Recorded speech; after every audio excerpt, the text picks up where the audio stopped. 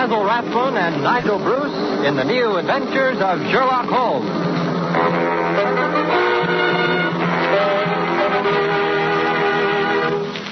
This rebroadcast is especially for the American Armed Forces and their allies. Now let's join Dr. Campbell as he enters Dr. Watson's study.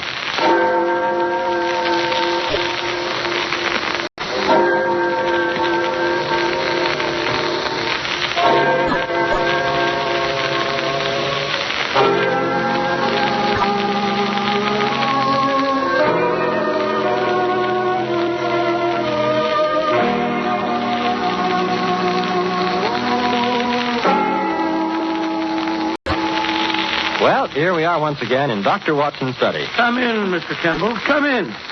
Here, sit down and relax. You look a bit wilted, old fella. Oh, yes, it's such a beautiful spring evening. I thought I'd walk over. In fact, it's so beautiful I dawdled most of the way, drinking in the warm air and the smell of things growing until suddenly I realized I was blame well going to be late if I didn't hurry. I ran the last 3 blocks. Yes, I know how it is. This lovely spring weather is certainly conducive to indolence.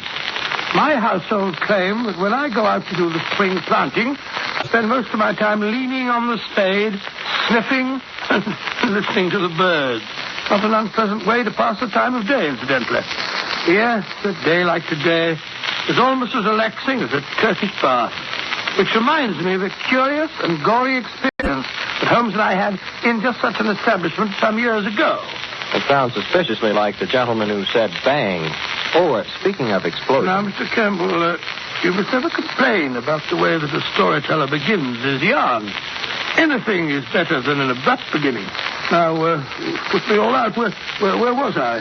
In a Turkish bath, if I'm not mistaken. Oh, yes, it's Turkish bath. You were not mistaken. Yes, that's it. Well, now, to begin at the beginning, it was in the hectic, hair-raising, and I might even say the glorious days of the great battle of wits between Sherlock Holmes and the notorious Professor Moriarty.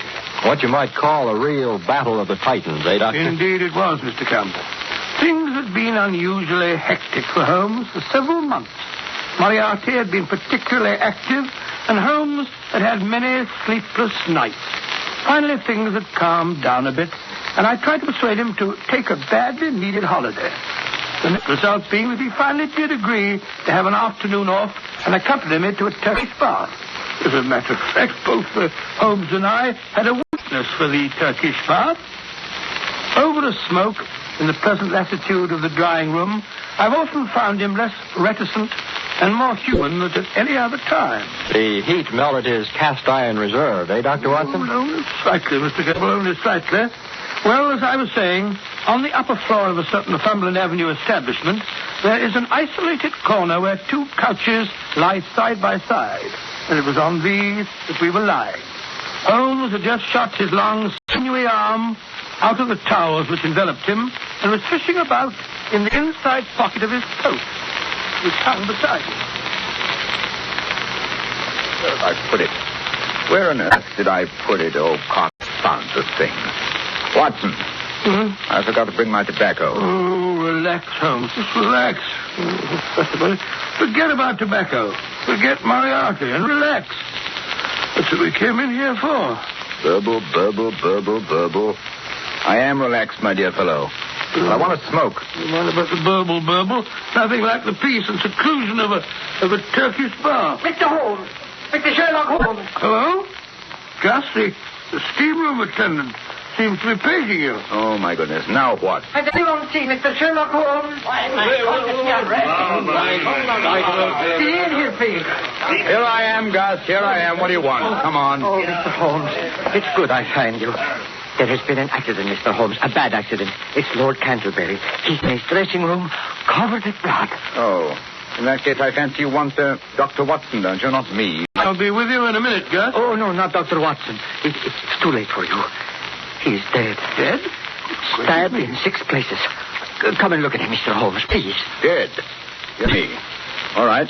I'll come at once. Good gracious me. What's all the commotion? Why can't we have a little peace and quiet? What's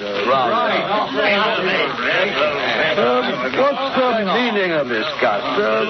Why are these 2 persons talking at the top of their voices? My dear Mr. well, whoever you are, I was never under the impression that the Olympia Baths were a church. Furthermore, my dear Mr. Never mind the name. Tunbridge. Frederick Hubert Tunbridge, a Liberal leader in the present Parliament, which everyone knows who keeps abreast of the My time. dear Mr. Tunbridge, I do not concern myself with trivialities. Furthermore, as I was saying before being so rudely interrupted, you may be interested to know that your hated rival, Lord Castleberry, the Conservative leader, with whom you are known to have publicly locked horns on several occasions. What have I had? What's he done now, the old fool? If you mean Lord Canterbury, he's done absolutely... Yes, he hasn't done anything, and probably never will again. What are you blithering about? Well, it seems that Gus has just discovered your, shall we say, political vis-a-vis dead in his dressing room. You mean he's had a heart attack? No, I don't mean anything of the kind. He's been stabbed. In how many places did you say, Gus? In 6 places, Mr. Holmes. But that's impossible. I talked to him not half an hour ago. We had a little conference, Tub Rose, you understand, while he was waiting for Gus to come in and give him his bat out. He was quite all right when I left him. Oh, really? Are you sure? What do you mean? Of course I'm sure. Canterbury was alive and dressing like a trooper when I left him. I passed Gus in the corridor as I came out of Canterbury's dressing room. He'll tell you the old boy was alive and kicking. Oh, will he? How about it, Gus? It is true I hear swearing, but from which dressing room it comes I could not be sure. The walls are so thin, you understand. Yes, indeed. It's quite true. The dressing room walls are thin. Gus, who is this person, and why is he asking all these stupid questions? But, Mr. Turnbridge, this gentleman is Mr. Sherlock Holmes, the famous detective. I've never heard of him. Got even with you there, Holmes. Well, send for Scotland Yard. This is a matter of national importance. Quite, yes. I think you're quite right. You may as well send for Inspector Lestrade, Gus. Scotland Yard will have to be informed in any case. In the meantime, however, well, I think I'll take a look. Well, in the meantime, Mr. Whoever you are, I insist that everything be left strictly alone. Very well, then, Mr. Thingamabob, if you insist, but you'll be losing valuable time. I most emphatically do insist. Well, I'm getting out of here. Beat you out like on an opponent. If you can do without me, I think I'll just... Just a moment, gentlemen. Just a moment, if you please. I think it's only fair to point out to you all that suspicion is bound to fall on anyone who leaves before the authorities have had a chance to search and question him. Touch me. You mean I have to be searched? We seem to have stirred up quite a hornet's nest there, Watson. Yes, and I brought you in here for a rest.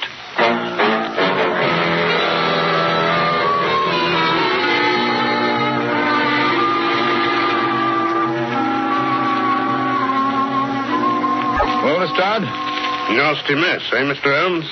Right from the back. Yes, not once, but 6 times. Deep, ferocious thrusts. Quite unnecessarily brutal. And, if I may say so, bloody. Yeah.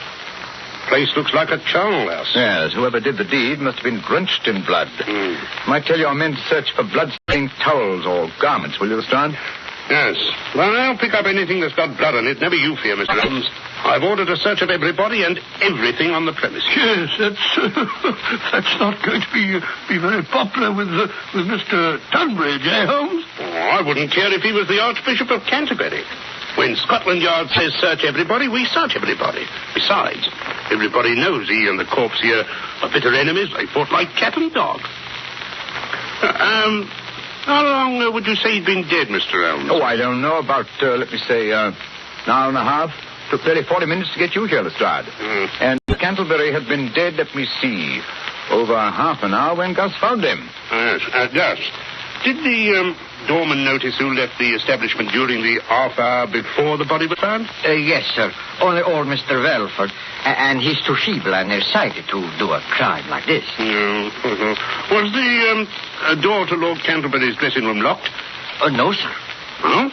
And how does it happen that he lay here for over half an hour before anyone found him? Particularly as he was down on the books for a massage half an hour before he was found. Well, you see, I thought he was asleep.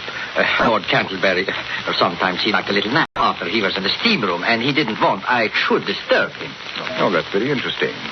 Then you did come in this room once before you realized Lord Canterbury was dead. Yes, Mr. Holmes. But he was lying there so peaceful. So peaceful. Yes, on his back? Yes, sir, just like we found him. It wasn't until the second time I come in I see he has his eyes open. Mm-hmm. And the place is, shall we say, all spattered with blood? It was so dark. The shades were drawn. It was not easy to see anything if you don't look close. Even then, some people are unable to observe the most obvious facts. And what might you mean by that? Oh, just an observation, Lestrade, just a gratuitous observation. Come in. Well, Willis, what's up? We've searched the place from top to bottom, just like you said, Inspector. And there's no bloodstains nowhere, except on this. And what's that? A pocket knife, sir, large size. Oh. The handle's been wiped off, but there's still some bloodstains on the blade. We found it in the locker of a bloke named Tunbridge. Uh-huh. Just a minute, Lestrade. Don't go off the deep end. Willis. Yes, sir? You say there were no bloodstains anywhere except on this knife. Not a sign of a bloodstain nowhere. You searched the dirty linen hampers, the towels and lockers, the clothes? Oh, yes, sir. We searched everything. There's not a sign of blood anywhere but on that there weapon. Amazing. That's enough for me. This here is the murder weapon, and it was found in Tunbridge's locker. Bring him in here, Willis, and we'll have him on the carpet. Yes, right away. I knew he was a murderer from the beginning. Who has the motive for killing Canterbury? This chap Tunbridge. Who had the opportunity? This chap Tunbridge. He admits himself he had a talk with the deceased and they had words. And where is this here bloodstained knife found? Nowhere but in this Mr. Tunbridge's locker. Stupid place for a murderer to hide the fatal weapon in his own locker. Tunbridge isn't as stupid as that, Lestrade. No? Then why was it there? Look here, this is an outrage, keeping me here like this. Oh, don't you realize I have influence? Well, you might at least let me put on my clothes instead of pouring them about. I'll complain to the authorities. I'll have you dismissed, all of you. Oh, maybe you will, sir. And then again, maybe you won't. But first of all, you'll answer some questions. Have you ever seen this knife before? Knife? Yes, of course. It's mine. I've had it all my life. I used to take it fishing when I was a boy. Oh, indeed. That would explain its size, then. Well, now I use it to open my letters. Oh, you do? Are you sure that's all you use it for? Yes, of course. Then why are these here bloodstains on it? Bloodstains? Yeah. Where? Here and here and here. No, don't you touch it. We don't want to destroy any possible fingerprints. But if it's mine, my fingerprints are already on it. Yes, he's right there, Lestrade. Now, Furthermore, that stain doesn't look like blood to me. It's not red enough. It looks like rust. As a matter of fact, if the stain is a nice blood red, it's fairly certain it's not blood. Now, this particular stain, you as far as I leave see... this particular stain to Scotland Yard, Mr. Yes. Don't forget, my dear Lestrade, I invented the first infallible test for blood stains. That's quite true, Lestrade. He did. Indeed, my test is infallible.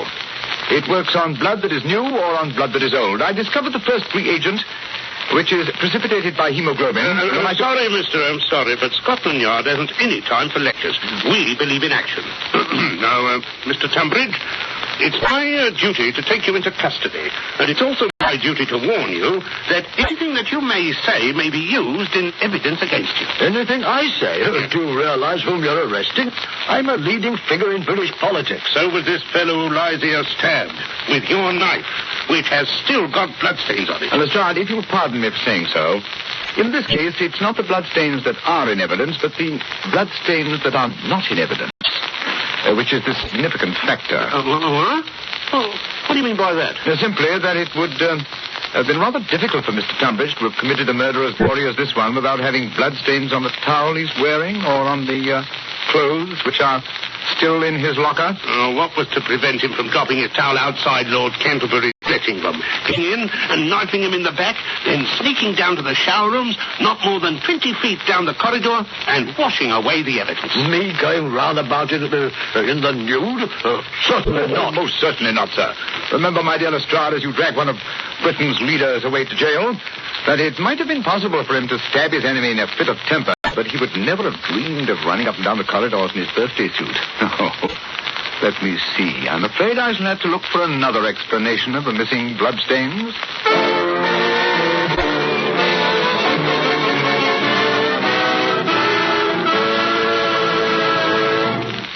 Holmes, it's very late. Everyone else has left the Turkish bar. Everyone but the faithful Gus.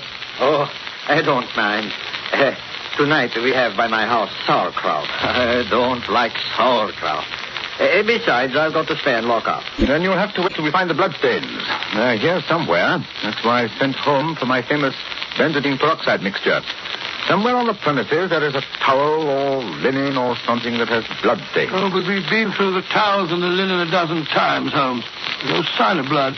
Furthermore, according to the establishment's checklist, there are no towels or any linen missing.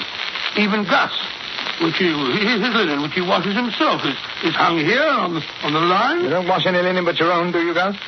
No, Mr. Holmes. Everything go out to the laundry. I wash my own because I'd like to be fresh and clean. Twice a day I wash, noon and evening. Yes. The evening's job hasn't been done yet, eh? No. This one I washed this noon. It's my towel from this morning. Oh, yes. This morning's towel washed this noon. Yes. But was it? Cantlebury was murdered in the middle of the afternoon about 3:30. Now it's now after 7 o'clock. Don't you see, Watson? This towel. Don't you see? No, Holmes. You don't. You don't see a blasted thing. The towel's as clean as a whistle. But not dry. If it had been washed at noon, it would be dry now. But it's still damp. Yes, it was washed after Cantlebury's death. Of course, to remove the bloodstains. Gus? Mr. Holmes? That's why you didn't report the death until half an hour after Cantlebury had died. Oh, no. You had to have time to remove the bloodstains. But that's not true. Besides, you can't prove anything. The towel is clean now. There are no marks, no stains. The very fact that there were no stains on it, Gus, first made me suspect you. Lord Cantlebury was found lying on his back. And yet, when you informed us that he had been stabbed, you were quite definite about the number of times that he'd been stabbed. In the back. Yes? Yes. How did you know that, Gus? Well, I lift him up and I look. Of course, I see what you're getting at, Holmes. He couldn't have done that. No one could examine the corpse without getting blood all over himself. And yet, when Gus appeared to tell us of Cantlebury's death, there wasn't a spot of blood on him. But if I can prove that this towel which you so carefully washed once had bloodstains and that you were very careful to remove those stains... That you will never prove. I have scrubbed. I have used soap. I have even boiled that towel. There is not even a suspicion of a bloodstain left. That is where you're wrong, my friend. Watson, run the water into this tub, will you? No matter how thoroughly you try to remove a bloodstain, it will never... Out. Damn it, spot. Yes, we only need enough to moisten the cloth. Now I'll drop a few drops of my famous solution onto the cloth. There we are. Well, all seems about a pale blue streak. Yes, it's undoubtedly blood. Blood? Yes. Curious blue streaks prove infallibly that there was blood on the towel. And now, Gus, how are you going to explain why you were so anxious to remove these bloodstains? No, I did not do it. It was Mr. Tunbridge. He did it. The knife was his knife. There was blood on it. Let me out of here. It's not my fault. I don't want to hurt. Holmes, he's running away. Watson, can't let him escape. Well, there he goes down the corridor. He's gone into the steamboat. Don't worry. I'll get him. Phew. The steam's thick in here. I can hardly see my hand before my face. Must be in here. Look under the benches, Watson. Watson, leave the door open. Let some of this blasted steam out of here, will you? I didn't shut the door. Holmes, you hear that? The door. Someone's locked the door. Hey, somebody, let us out. Let us out, you hear? We're locked in. We've been locked in by mistake. No, you're wrong. It was no mistake, my friend. Holmes, Moriarty. He's here in the steam room with us. No, that's just his voice through the ventilator. So you were behind this murder too, Professor? Of course. Perhaps you would like to know why I had to kill Lord Canterbury. Yes, indeed. That would be very interesting. Good. I found it necessary to start a feud between the two great political parties because they're in danger of forming a coalition to pass certain housing reforms that would have proved very expensive to them. Well, what better way to break up an incipient collaboration than by killing one leader, having the other hanged for his murder? A very ingenious move, you pity you should have chosen such a clumsy tool as Gus. Perhaps. But it fooled Scotland Yard, Mr. Holmes. It was just my ill luck that you should be on the premises when the accident occurred. Oh, thank you for the compliment. Not at all. However, it's a mistake which I'm sure Gus will be able to rectify. Gus? How? Very simple. I've sent him to put more coals on the fire. Any moment now, there should be more steam. Yes, gentlemen, much more steam. I'm afraid that when you finish with this steam bath, you will never need another. No. You will be boiled alive. He's right there. There comes the steam pouring out of the opening over our heads. If only we could reach that opening, we could stuff some of these towels into the pipeline and cut off the flow. Good Lord, Holmes, it's getting very hot in here. Wait. I have it. One of the long benches. I'll stand on the end. You'll have to balance it while I climb on the top. Talk and make a noise. Anything to cover up the moving of the bench. Very well. Oh, getting hot. Moriarty, this has gone far enough. We can't stand much more of this. Steady, Holmes. I'll hand me up a towel, quick. Moriarty, turn the steam off. You hear, Moriarty? Can't you hear? The heat, it's becoming unbearable. Yes, more towels, Holmes. Is it getting hot enough in there, Gentleman Boyle? I'm sure it is. Boiled nice and pink, boiled in steam, live steam. Goodbye, Mr. Sherlock Holmes. Now what happened? You can't stand up there all night, Holmes. Someone has to. Pressure's terrific. Huh? The knock will soon become so great that it may burst the boiler. That's dangerous. Buildings will be known to collapse because of bursting boilers. Nevertheless, it's our one chance. Only the confounded boiler bursts before my arm is snapped in two. But Holmes, your arm isn't as strong as the boiler plate. Pressure.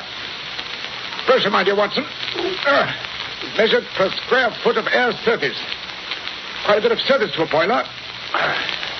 The opening of this pipe is fairly small. All the same, I'm afraid I can't hold out much longer, Watson. Hold on, Holmes. Hold on. It must burst soon. It must. The pressure. My hands! My hands! Look out! Look out! Look out!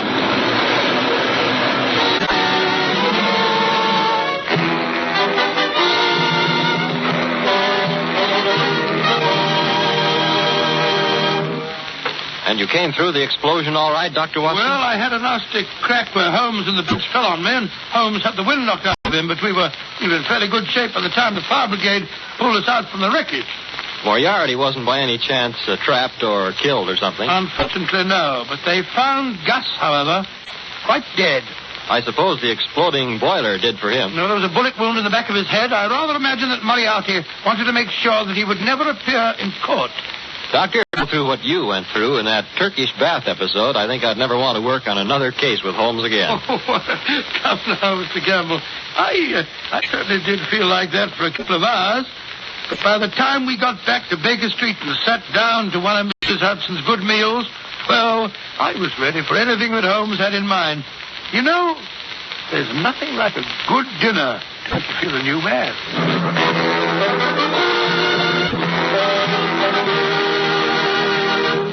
You have been listening to An Adventure in Crime with Basil Rathbone as Sherlock Holmes and Nigel Bruce as Dr. Watson.